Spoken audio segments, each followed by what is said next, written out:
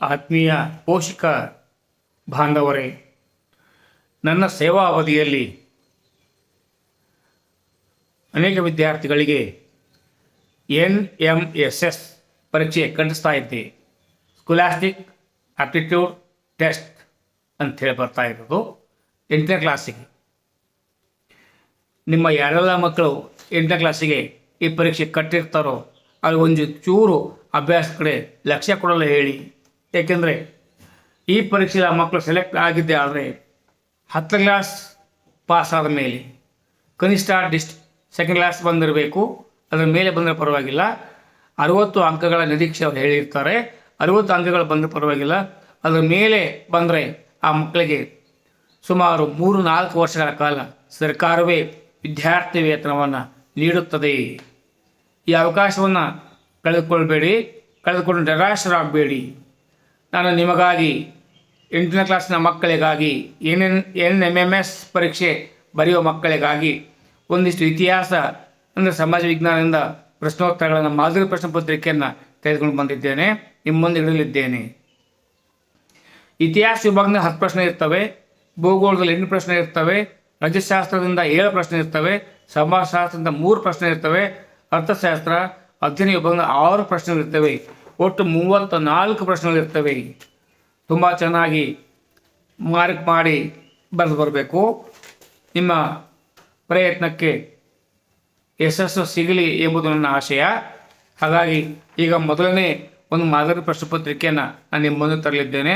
ಚೆನ್ನಾಗಿ ಒಂದು ಕಡೆ ಬರೆದಿಟ್ಕೊಳ್ಬೇಕು, ನೋಟ್ ಮಾಡ್ಕೊಳ್ಬೇಕು, ಅಭ್ಯಾಸ ಮಾಡಬೇಕು. ಹಾಗೆ ಬರೆದಿಟ್ಕೊಂಡು ನೋಟ್ ಮಾಡ್ಕೊಂಡ್ಬಿಟ್ರೆ ಆಗೋದಿಲ್ಲ, ಅಭ್ಯಾಸ ಮಾಡ್ಕೊಂಡಿರಬೇಕು. ಪರೀಕ್ಷೆಯಲ್ಲಿ ಸಮಚಿತ್ತದಿಂದ ಕುಳಿತುಕೊಂಡು ಪರೀಕ್ಷೆಯನ್ನು ಎದುರಿಸಬೇಕು. ತುಂಬ ಚೆನ್ನಾಗಿ ಬರೀಬೇಕು. ಈಗ ನೋಡುವ, ಅಂಟಾರ್ಟಿಕಾ ಖಂಡದಲ್ಲಿ ಭಾರತ ದೇಶವು ಸ್ಥಾಪಿಸಿದ ಸಂಶೋಧನಾ ಕೇಂದ್ರ. ಅಂಟಾರ್ಟಿಕಾ ಖಂಡದಲ್ಲಿ ಭಾರತ ದೇಶವು ಸ್ಥಾಪಿಸಿದ ಸಂಶೋಧನಾ ಕೇಂದ್ರ ಯಾವುದು? ಅವರು ಆಪ್ಷನ್ಸ್ 4 ಕೊಟ್ಟಿರ್ತಾರೆ. ಹಾಗಾಗಿ ಇದು ವಿಡಿಯೋಗಳು ಉದ್ದ ಆಗ್ತಿದೆ ಅಂತೇಳಿ ನಾನು ನೇರ ಉತ್ತರ ಹೇಳ್ತಾ ಬರ್ತೇನೆ. ದಕ್ಷಿಣ ಗಂಗೋತ್ರಿ. ಅಂಟಾರ್ಟಿಕಾ ಖಂಡದಲ್ಲಿ ಭಾರತವು ಸ್ಥಾಪಿಸಿದ ದಕ್ಷಿಣ ಗಂಗೋತ್ರಿಗೆ ಸಿಹಿ ನೀರಿನ ಪೂರೈಕೆಗೆ ಭಾರತವು ಸ್ಥಾಪಿಸಿದ ಸರೋವರ. ಅಂಟಾರ್ಟಿಕಾ ಖಂಡದಲ್ಲಿ ಭಾರತವು ಸ್ಥಾಪಿಸಿದ ದಕ್ಷಿಣ ಗಂಗೋತ್ರಿಗೆ ಸಿಹಿ ನೀರಿನ ಪೂರೈಕೆಗೆ ಭಾರತವು ಸ್ಥಾಪಿಸಿದ ಸರೋವರ ಪ್ರಿಯದರ್ಶಿನಿ. ಉತ್ತರ ಅಟ್ಲಾಂಟಿಕ್ ಮಹಾಸಾಗರದ ಶೀತ ಪ್ರವಾಹಗಳ ಸರಿಯಾದ ಜೋಡಿ. ಇಲ್ಲಿ ಆಪ್ಷನ್ಸ್ ಹೇಳಿಬಿಡ್ತೇನೆ. Labrador, California, Canary, Falkland. ಉತ್ತರ ಇಲ್ಲಿ ಲ್ಯಾಬ್ರಡಾರ್ ಮತ್ತು ಕ್ಯಾನರಿ ಇವು ಶೀತ ಪ್ರವಾಹಗಳ ಸರಿಯಾದ ಜೋಡಿ. ಆಮ್ಲ ಮಳೆಯ ಕಾರಣದಿಂದ ಕಪ್ಪು ತ್ರಿಕೋನ ಎಂದು ಪ್ರಸಿದ್ಧವಾದ ದೇಶಗಳು.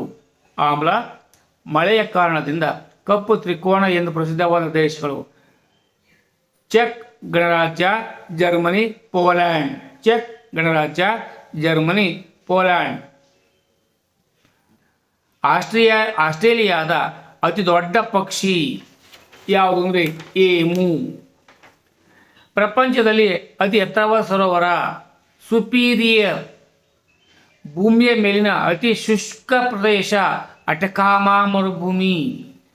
ವಿಶ್ವದ ಕಾಫಿಯ ಬಂದರು ರಿಯೋ ಡಿ ಜನೈರೋ ಇದು ಬ್ರೆಜಿಲ್ನಲ್ಲಿ ಬರುತ್ತೆ. ಗ್ರೇಟ್ ಬ್ಯಾರಿಯರ್ ಆಫ್ ರೀಫ್ ಎಂಬ ಹವಳದ ದಂಡೆಗಳು ಇಲ್ಲಿವೆ, ಆಸ್ಟ್ರೇಲಿಯಾ.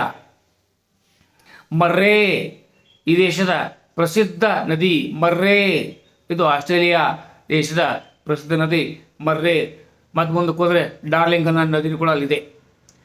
ಪ್ರಪಂಚದ ಅತಿ ದೊಡ್ಡ ಏಕಶಿಲೆ ಇಲ್ಲಿದೆ. ಪ್ರಪಂಚದ ಅತಿ ದೊಡ್ಡ ಏಕಶಿಲೆ ಇಲ್ಲಿದೆ. ಮಸ್ಗ್ರೇವ್ಸ್, ಮಿಚೆಲ್ ಮತ್ತು ಅಟ್ರೆಬಲ್ ಇವುಗಳು ಏನು ಅಂತ ಕೇಳಿದ್ರೆ ಆಸ್ಟ್ರೇಲಿಯಾದ ಹುಲ್ಲುಗಾವಲುಗಳು. ಮಿಚೆಲ್ ಮತ್ತು ಅಟ್ರೆಬಲ್ ಇವು ಆಸ್ಟ್ರೇಲಿಯಾದ ಹುಲ್ಲುಗಾವಲುಗಳು.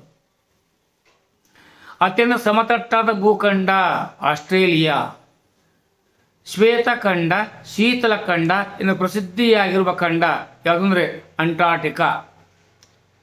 ಈ ಖಂಡದಲ್ಲಿ ಭಾರತ ದೇಶವು ತನ್ನ ಸಂಶೋಧನಾ ಕೇಂದ್ರವನ್ನು ಸ್ಥಾಪಿಸಿದೆ. ಅಂಟಾರ್ಟಿಕಾದಲ್ಲಿ ನಮ್ಮ ಭಾರತ ದೇಶವು ಸಂಶೋಧನಾ ಕೇಂದ್ರವನ್ನು ಸ್ಥಾಪಿಸಿರುವುದನ್ನು ನಾವು ಗಮನಿಸಬೇಕಾಗಿದೆ. ಆರ್ಕಿಟಿಕ್ ಮಹಾಸಾಗರದಲ್ಲಿ ಕಂಡುಬರುವ ದೊಡ್ಡ ದ್ವೀಪ ಗ್ರೀನ್ಲ್ಯಾಂಡ್. ಪ್ರಪಂಚದ ರೊಟ್ಟಿಯ ಬುಟ್ಟಿ, ಪ್ರಪಂಚದ ರೊಟ್ಟಿಯ ಬುಟ್ಟಿ ಯಾವುದು ಅಂದರೆ ಪ್ರೈರೀಸ್.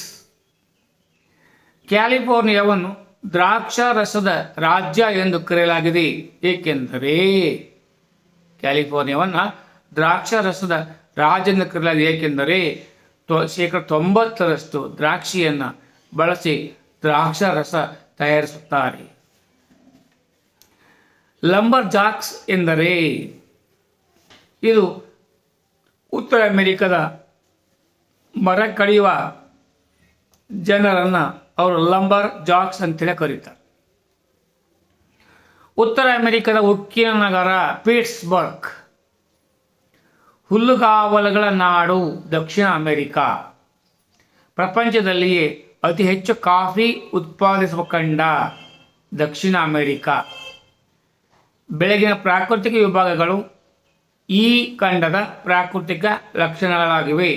ಪಶ್ಚಿಮದ ಕರಾವಳಿ ಯಾವುದಂದರೆ ಪಶ್ಚಿಮದ ಕರಾವಳಿ.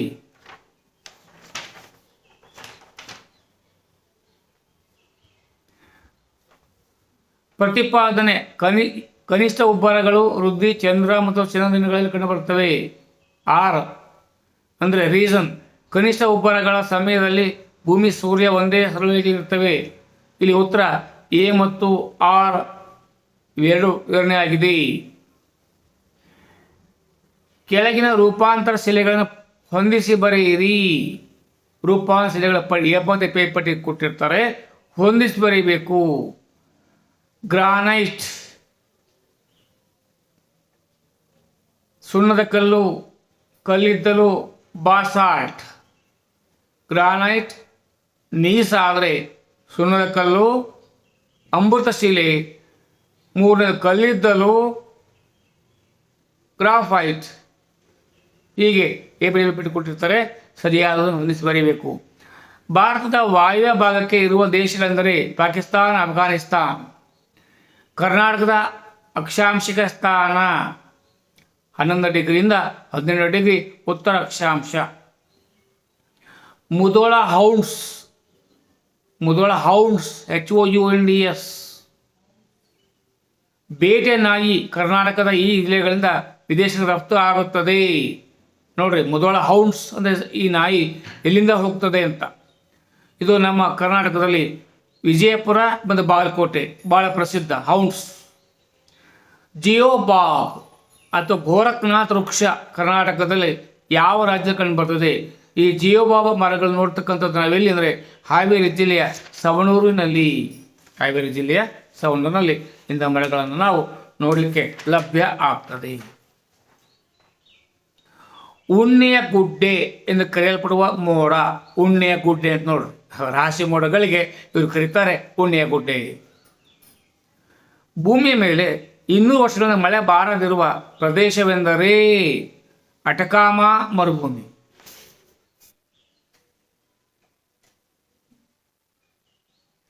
ಈಗ ಹೊಂದಿಸಿ ಬರೆದಿದೆ ಪ್ಯಾದಮ್, ಒಯಾಶಿಯೋ, ಗಲ್ಫ್ ಸ್ಟ್ರೀಮ್, ಸಮುದ್ರ ಪರ್ವತ, ಅಗುಲಾಸ್ ಪ್ರವಾಹ.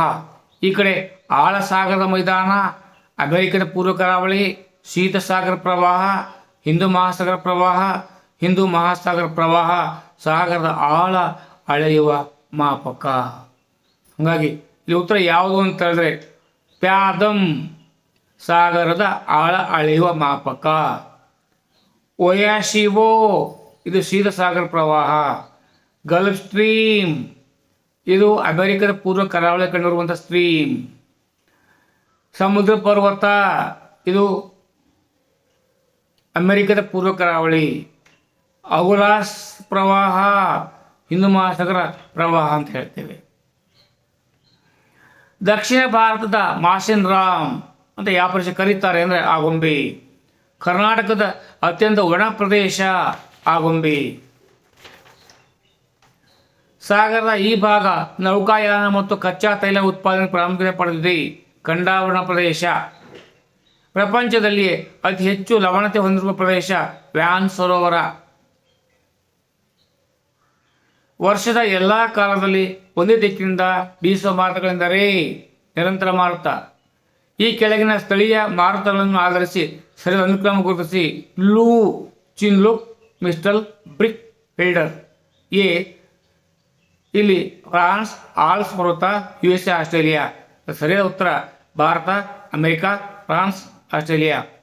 ಬೋಲಾ ನರ್ಗಿಸ್, ನಿಶಾ, ಲೈಲಾ, ಬಿಜಿಲಿ, ಐಲಾ, ಝಲ್, ತೇಸ್ ಇವುಗಳು ಏನು ಅಂತ ಕೇಳ್ತಾರೆ, ನಾವು ಉತ್ತರ ಬರೀಬೇಕು. ಇವುಗಳನ್ನು ನಾವು ಆವರ್ತ ಮಾತನ್ನು ಕರಿತೇವೆ. ಅದು ವಿದ್ಯಾರ್ಥಿಗಳೇ, ಒಂದಲ್ಲ ಎರಡಲ್ಲ ಮೂರಲ್ಲ 4 ಬಾರಿ ಮನನ ಮಾಡ್ಕೊಳ್ಳಿ. ಪರೀಕ್ಷೆಯಲ್ಲಿ ಇವೇ ಪ್ರಶ್ನೆಗಳು ಬೇರೆ ಮೇಲೆ ಪುನರಾವರ್ತನೆ ಆಗಿರ್ತವೆ. ನಿಮಗೆ ಶುಭವಾಗಲಿ. ಸರ್ವೇ ಜನ ಸುಖಿನೋ ಭವಂತು. ಜೈ ಹಿಂದ್, ಜೈ ಕರ್ನಾಟಕ, ಜೈ ಭಾರತ್ ಮಾತೆ.